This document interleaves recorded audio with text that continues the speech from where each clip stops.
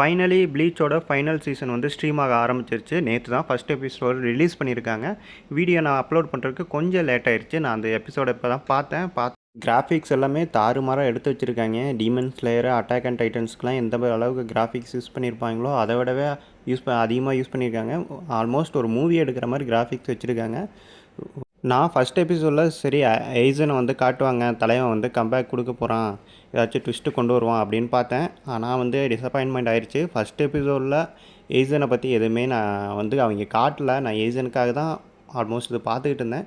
சரி பரவாயில்ல, ஸ்டோரி லைன்லேயே நம்ம பார்ப்போம், எப்போ தான் தலைவர் வந்து என்ட்ரி கொடுக்குறாரு பார்ப்போம் அப்படின்ட்டு நான் வெயிட் பண்ணிகிட்டு இருக்கேன்.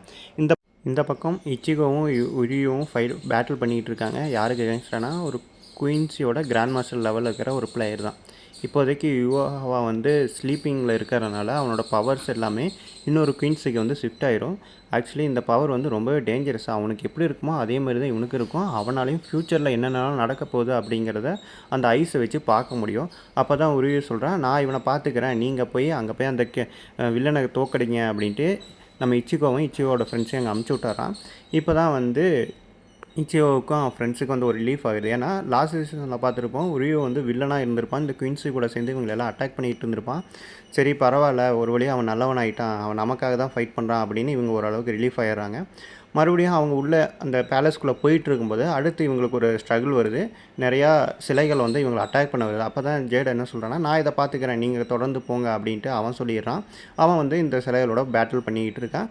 கூட ஹெல்ப்புக்கு இன்னொரு ஆளும் வரான். சோல் சொசைட்டியில் இருக்கக்கூடிய ஒருத்தன் வரான். இவன் ஆல்ரெடி ஃப்ரெண்ட்ஸாக இருப்பான். பழைய சீசனில் பார்த்தீங்கன்னா தெரியும், ஃபஸ்ட்டு சோல் சொசைட்டிக்கு வரும்போது இவன் தான் ஹெல்ப் பண்ணியிருப்பான் இவங்களையெல்லாம் இங்கே பேட்டில் பண்ணுறதுக்கு. ஸோ அவன் இந்த இடத்துக்கு வந்ததுக்கப்புறம் இவங்க 2 பேரும் சேர்ந்து அந்த சிலையிலையெல்லாம் பார்த்துக்கிறாங்க. இந்த பக்கம் ஒழிவுக்கும் அந்த குயின்ஸுக்கு இடையில பேட்டில் பயங்கரமாக நடந்துகிட்டு இருக்குது. குயின்ஸியோட தலைவன் ஆல்மோஸ்ட் அந்த தலைவரோட பவர்ஸ் எல்லாமே அந்த ஆப்போசிட்டில் இருக்கிற இன்னொரு குயின்ஸிக்கு வந்துடுது.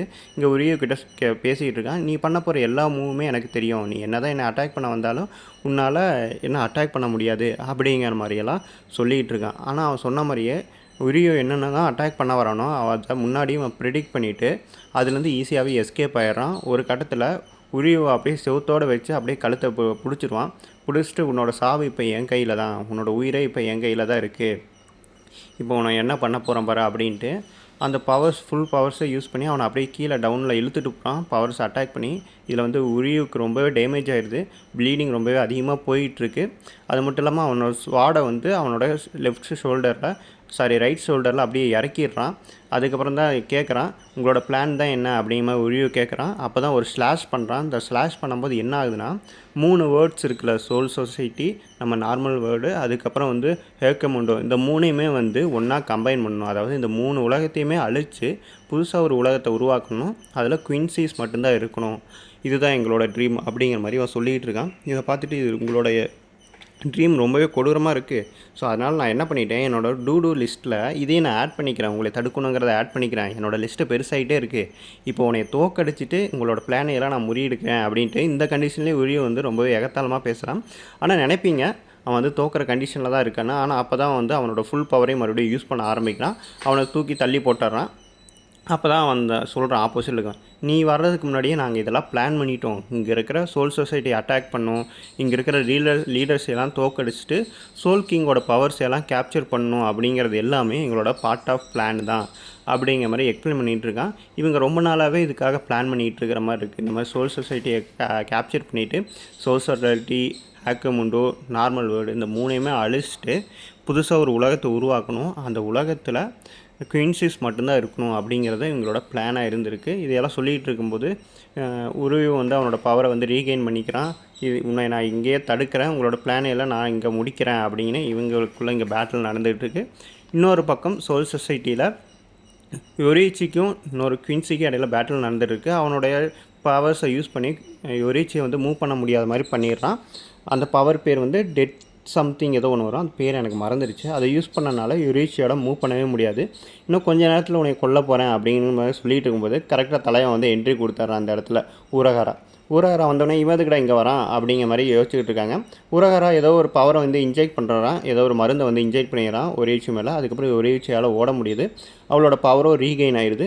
ஸோ இது எவ்வளோ நேரத்துக்கு இருக்கும் அப்படிங்கிற மாதிரி ஒரேச்சி வந்து கேட்குறா. அப்போ தான் ஊரகாரா சொல்கிறான், இது வந்து 5 நிமிஷத்துக்கு இருக்கும், 5 நிமிஷத்துக்கு உன்னோட பவர்ஸ் வந்து நீ யூஸ் பண்ணிக்கலாம் அப்படிங்கிற மாதிரி சொல்கிறான்.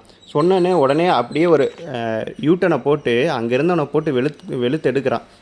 அப்போ திடீர்னு இவளுக்கு எப்படி இவ்வளோ பவர்ஸ் வந்தது அப்படிங்கிற யோசிக்கிறான். இருந்தாலும் மறுபடியும் அடித்து யோரிச்சியை வந்து நாக் டவுன் பண்ணிடுறான்.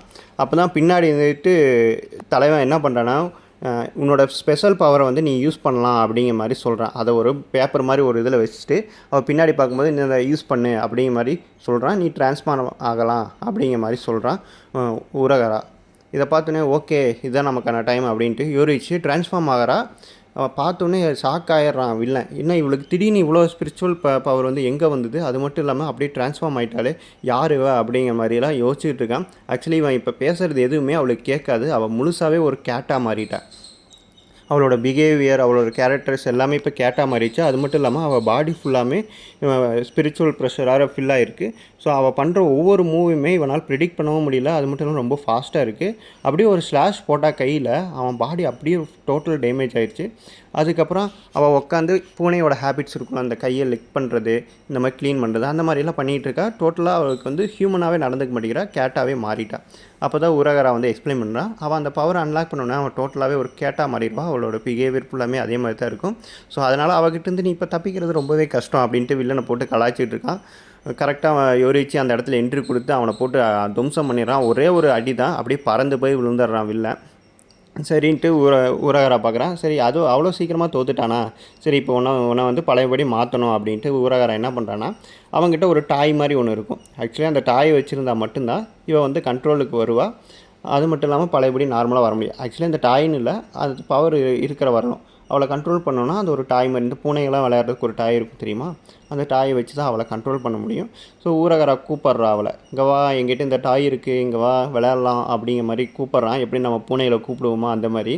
அதை பார்த்தோன்னே யோரிச்சியும் அப்படியே பூனை மாதிரியே ரியாக்ட் பண்ணிவிட்டு க்யூட்டாக அவங்ககிட்ட ஒடியாந்துடுறான். அவங்ககிட்ட வந்து உரகரா கிட்ட வந்து விளையாண்டுட்டுருக்கு யோரிச்சு. ஆல்மோஸ்ட் அவள் வந்து கேட் மாதிரியே பிஹேவ் பண்ண ஆரம்பிச்சிட்டா. ஹியூமன் அப்படிங்கிற ஒரு பிஹேவியரே இல்லை, கேட்டாகவே மாறிட்டா. ஸோ உரகராவும் பார்க்குறான். ஒரு கடைசியாக 5 நிமிஷம் முடிஞ்சிருச்சு, அவளோட அந்த பவர்ஸ் எல்லாமே குறையுது. அப்போ தான் ஓகே 5 நிமிஷம் முடிஞ்சிச்சு, இப்போ பழையபடி நார்மலுக்கு நீ வரப்போகிற அப்படின்னு சொல்லிகிட்டு இருக்கும்போது பின்னாடி ஒரு சத்தம். என்னடா சத்தம் அப்படின்னு பார்த்தா, இப்போ அடித்து துவைச்ச அந்த குயின்ஸி மறுபடியும் வந்துட்டான்.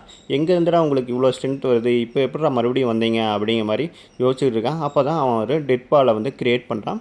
ஆக்சுவலி இந்த பால் யார் மேலே அட்டாக் ஆகுதோ அவங்களால அசைய முடியாது. அவங்களோட எனர்ஜி எல்லாமே அப்படியே உறிஞ்சிடும். அதை வந்து ஃபுல்லாக பெருசாக எக்ஸ்பேண்ட் பண்ணுறான். அந்த பாலுக்குள்ளே தான் இப்போ வந்து இவங்க எல்லாருமே உள்ளே இருக்காங்க. அந்த வில்லன் வந்து கரெக்டாக இப்போ என்ட்ரி கொடுக்குறான்.